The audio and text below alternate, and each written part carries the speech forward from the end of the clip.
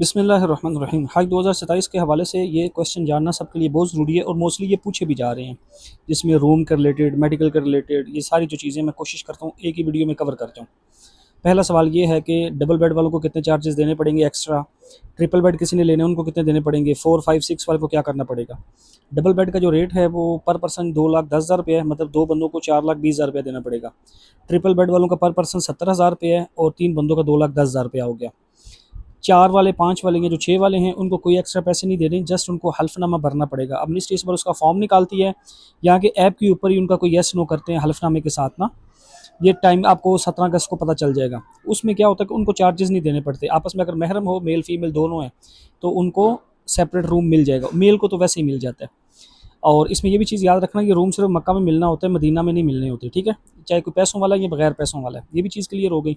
इसी तरह लोग पूछ रहे हैं कि क्या इनके चार्जेस कैसे देने पड़ेंगे। फर्स्ट पेमेंट के साथ हाफ पैसे देने हैं, सेकंड पेमेंट के साथ हाफ पैसे देने हैं। हिसाब किताब खुद ही लगा लें क्या तरतीब है। मैंने इसकी कल एक पोस्ट भी लगाई थी, वो देख लीजिएगा। मतलब कि जिन्होंने 4,20,000 रुपया देना है वो फर्स्ट पेमेंट के साथ 2,10,000 रुपया देंगे।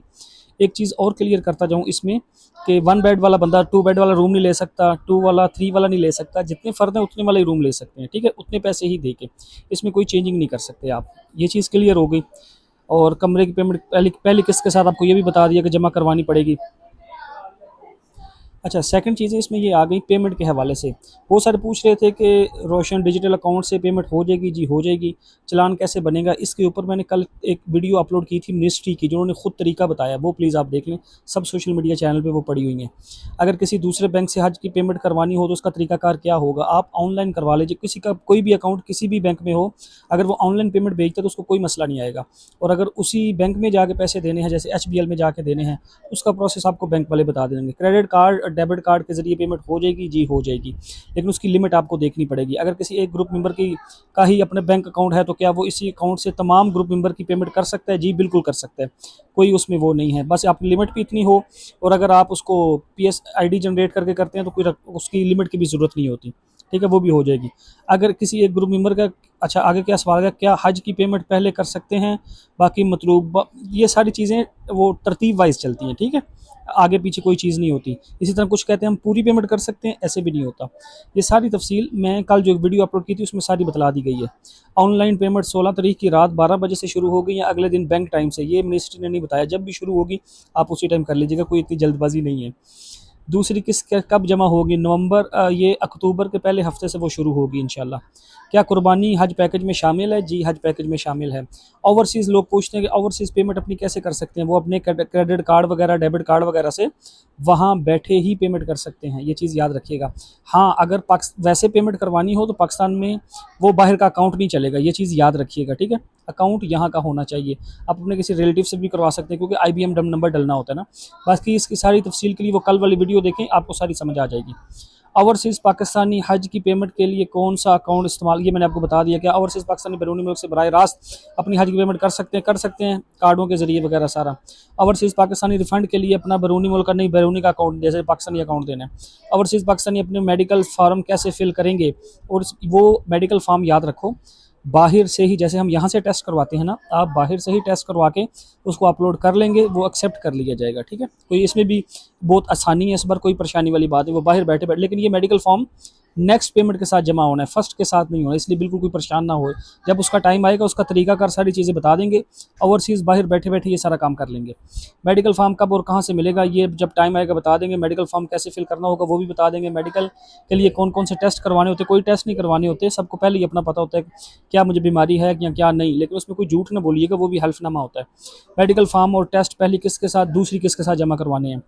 अगर किसी पासपोर्ट पे बात आ गई, किसी के पासपोर्ट अभी तक नहीं बना, ये बात मैंने मिनिस्ट्री के पास रखी भी थी कि बहुत सारे लोगों के भी पासपोर्ट नहीं बने, तो टोकन पे एक्सेप्ट किया जा रहा, तो इसका कोई हल निकाला जाए। तो उम्मीद है बैंक में इसका ऑप्शन दे दिया जाए कि आप टोकन पे भी हाजी की रजिस्ट्रेशन कर लें। लेकिन मोस्टली ये है कि ऑटो डाटा भी कलेक्ट किया जा रहा है। अगर किसी का प्रोसेस जो है वो जिधर बनते हैं पासपोर्ट, उधर किसी का अगर उस पे ऐप पे चढ़ गया हुआ है तो वो ऑटो भी एक्सेप्ट उसे कर लेगा, ना हुआ तो फिर शायद वेट करना पड़े। लेकिन मिनिस्ट्री इसका जो प्रोसेस निकालेगी आपको बता देंगे। अभी तक यही है कि पासपोर्ट चाहिए, लेकिन उम्मीद है टोकन की कोई बात बन जाएगी, बट अभी तक कंफर्म नहीं है, ठीक है। कंफर्म अभी तक यही है कि टोकन नहीं चलेगा।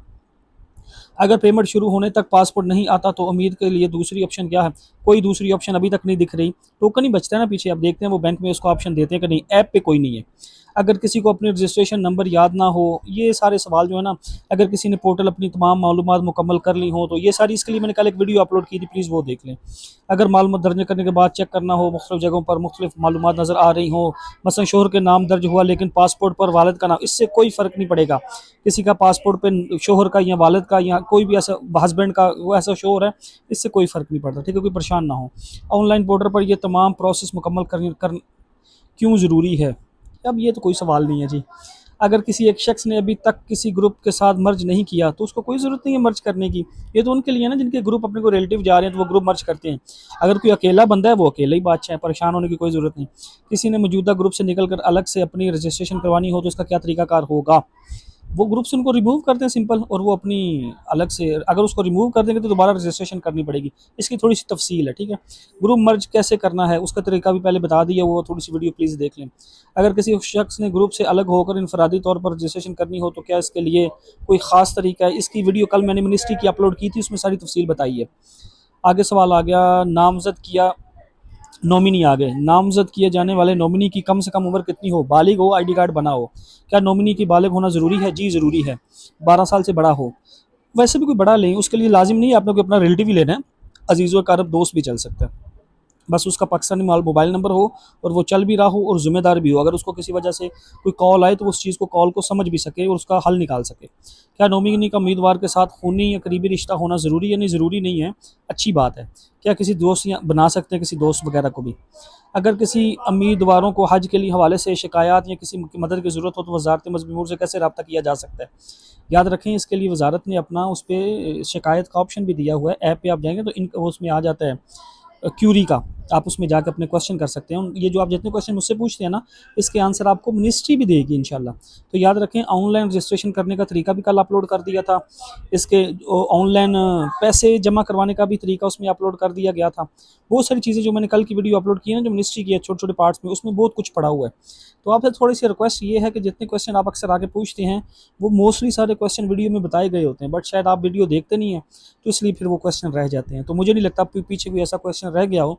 अगर कोई पिछले 7-8-10 दिन की, सॉरी 8-10 कह रहा हूँ, पिछले 4-5 दिन की वीडियो इकट्ठी देख लें तो मुझे लग है, यकीन है कि उनका पीछे कोई क्वेश्चन बचता ही नहीं है। तो फिर भी अगर इसके अलावा किसी का कोई क्वेश्चन हुआ तो वो कर लीजिएगा, हम इंशाल्लाह उसका आंसर दे देंगे। एक चीज़ मैं और क्लियर करता जाऊँ, हम सबसे ज़्यादा काम जो है ना वो व्हाट्सअप चैनल पे करते हैं, हाजी मुराद इन्फो के नाम से। मैं सब जगहों पे उनका लिंक शेयर अक्सर कर देता हूँ, सारी ऐपों पे लगा भी हुआ है, यूट्यूब, टिकटॉक, इंस्टा वगैरह पे। तो उस पे वॉइस नोट भी आ जाते हैं, पोस्टें भी आ जाती हैं। वीडियो तो सिर्फ सोशल मीडिया पे आती है ना, तो आप उसको देख लिया करें, उसमें आपको ज़्यादा फ़ायदा होगा। फिर ये जो आपको बार बार क्वेश्चन पूछने पड़ते हैं ना, जो हमने पहले ही बहुत बार बताए हुए हैं, तो वो मुश्किल बन जाती है। तो बाकी ये है कि मंडे से इंशाल्लाह रजिस्ट्रेशन स्टार्ट होंगी। फिर जैसे जैसे जो जो चीज़ें आती रहेंगी हम इंशाल्लाह आपको बताते रहेंगे। तब तक दुआओं में याद रखें। कहा सुना माफ़ है। अल्लाह हाफ़िज़।